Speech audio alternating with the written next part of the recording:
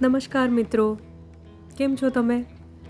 આજના ટોપિકમાં આપણે જોઈશું કે શાકાહારી આહાર આપણા માટે, આપણા શરીર અને અસ્તિત્વ માટે શું કામ સારું છે બીજા બધા આહાર પદ્ધતિઓ કરતાં, બરાબર?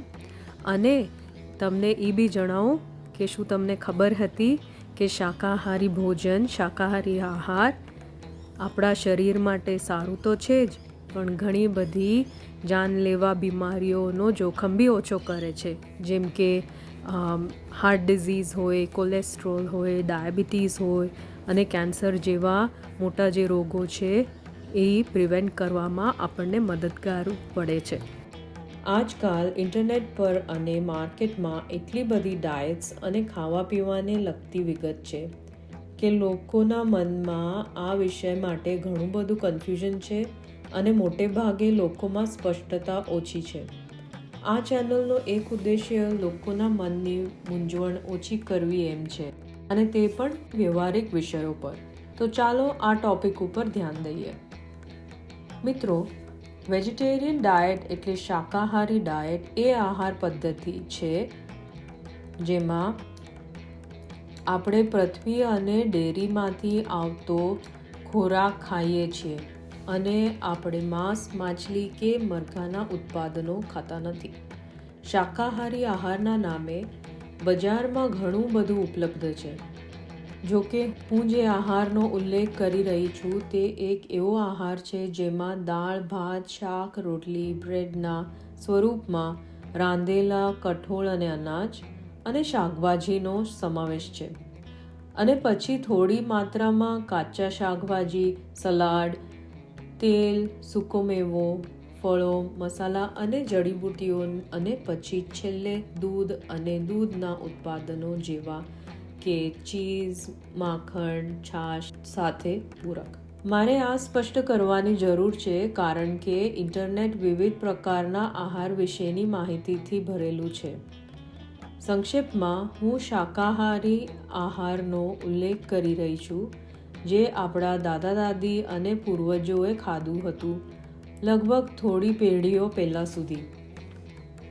સૌથી પહેલી વાત, ભૌતિક રીતે આપણું મોઢું અને ડાયજેસ્ટિવ સિસ્ટમ માંસ ખાનારા પ્રાણીઓ કરતાં ઘણી અલગ છે. આપણી પાસે પોળા સપાટ દાંત અને વધુ ગતિશીલ જડબા છે જે અનાજ અને બીજને ચાવવાની સુવિધા આપે છે, તીક્ષ્ણ દાંત અને જડબાની હલનચલનથી વિપરીત, જે માંસાહારી પ્રાણીઓની લાક્ષણિકતા છે. એટલું જ નહીં, માંસાહારી પ્રાણીઓના આંતરડા ટૂંકા હોય છે જે ઝેરને ઝડપથી કાઢી નાખવામાં સક્ષમ કરે છે, મનુષ્યો અને અન્ય મુખ્યત્વે શાકાહારી પ્રાણીઓથી વિપરીત, જેના લાંબા આંતરડા હોય છે જે લાંબા સમય સુધી પાચન અને શોષણ પ્રક્રિયાઓને મંજૂરી આપે છે. સાદા અવલોકન ધરાવે છે કે પ્રાચીન લોકો મોટાભાગે શાકાહારી આહાર ધરાવતા હતા અને આ ઇતિહાસ તેમજ સંશોધનમાં પ્રતિબિંબિત થાય છે.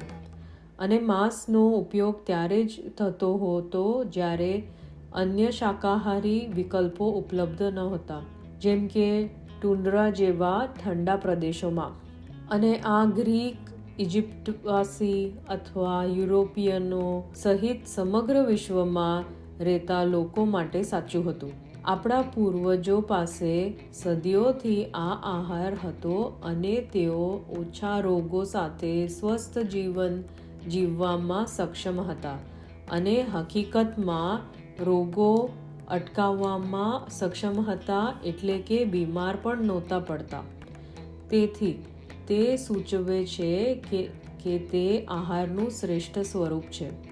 વધુમાં, હવે સંશોધકો અને વૈજ્ઞાનિકો વચ્ચે પણ ચોક્કસ પુરાવા છે કે શાકાહારી આહાર આપણા સ્વાસ્થ્ય અને જીવનની ગુણવત્તામાં એટલે ક્વોલિટી ઓફ લાઈફમાં ઘણો સુધારો કરે છે.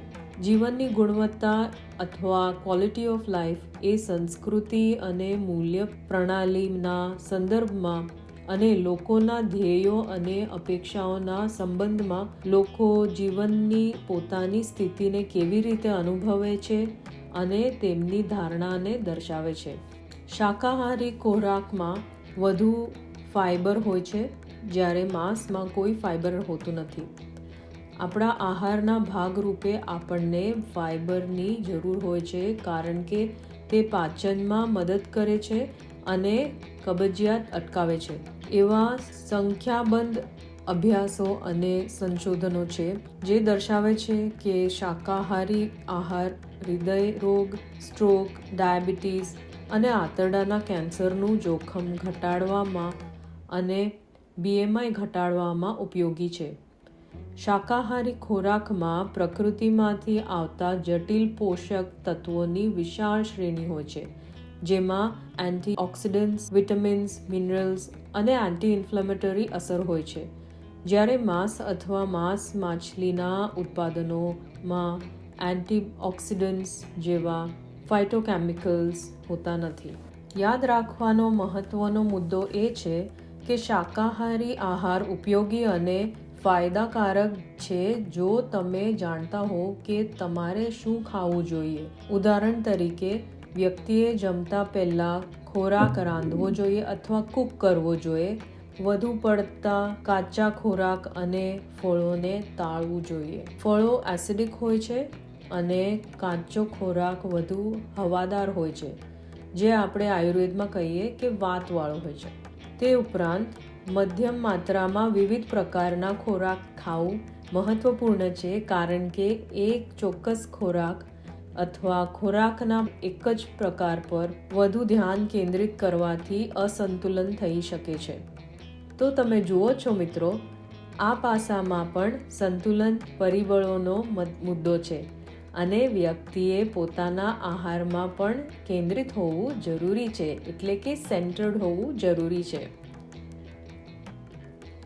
મારી આશા છે કે આ પોસ્ટથી તમને ઘણો ફાયદો થાય, લાભ થાય અને તમારી પોતાની જીવનની ગુણવત્તામાં સુધારો થાય. જો તમારે કોઈ બી ક્વેશ્ચન્સ હોય કે તમારે અંકિતાના સેશન્સ જોઈન કરવા હોય વધુ જાણવા માટે અને કેન્દ્રીકરણ અથવા સેન્ટરિંગ મેડિટેશન જે છે એ શીખવા માટે તમારે જોઈન થવું હોય તો નક્કી મને કોમેન્ટ્સ છોડજો. અને જો તમને આ પોસ્ટ પસંદ આવી હોય તો લાઈક, શેર અને સબસ્ક્રાઈબ કરજો. આજે આ પોસ્ટથી હું તમને છોડું છું. આપણે મળશું આવતી પોસ્ટમાં. આવજો.